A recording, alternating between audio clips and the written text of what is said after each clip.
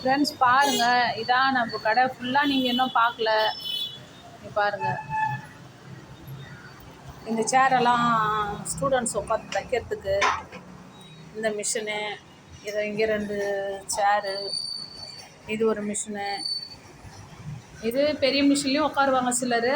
தைக்க தெரிஞ்சவங்க பெரிய மிஷினில் உட்காருவாங்க ஃப்ரெண்ட்ஸ். இது ஒரு மிஷினு.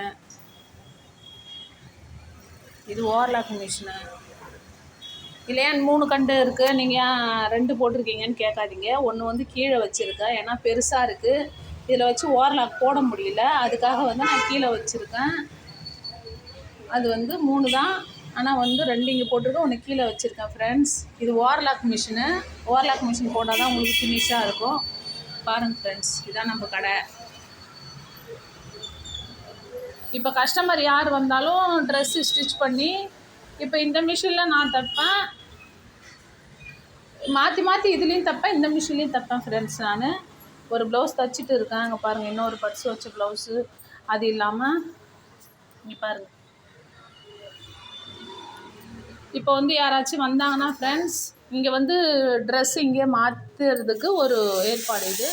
இந்த ஸ்க்ரீன் போட்டால் உள்ளே ட்ரெஸ் மாற்றி போட்டுக்கலாம் ஃப்ரெண்ட்ஸ். ஏன்னா கடை நம்மளுக்கு சின்னதாக இருக்குது, அதனால் ஃபுல்லாக ட்ரெஸ் மாற்றணுன்னா உள்ளே மாற்றிக்கலாம். நாங்கள் ஸ்க்ரீன் இது பண்ணிவிடுவோம், நல்லாயிருக்கும் ஃப்ரெண்ட்ஸ். இது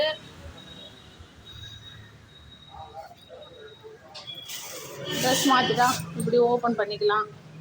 இது இங்கே மிரரு, ஸ்டாண்டு, ஷெல்ஃபு, இதெல்லாம் தைச்ச துணி இருக்குது, நிறையா இருக்குது. அது இல்லாமல் கஸ்டமர் இன்றைக்கி ஒரு 2 பேர் வந்தாங்க. இப்போ தான் பாருங்கள், வந்து அர்ஜெண்ட்டாக வேணும்னு கேட்டுக்கிறாங்க. அர்ஜெண்ட்டாக வேணும்னு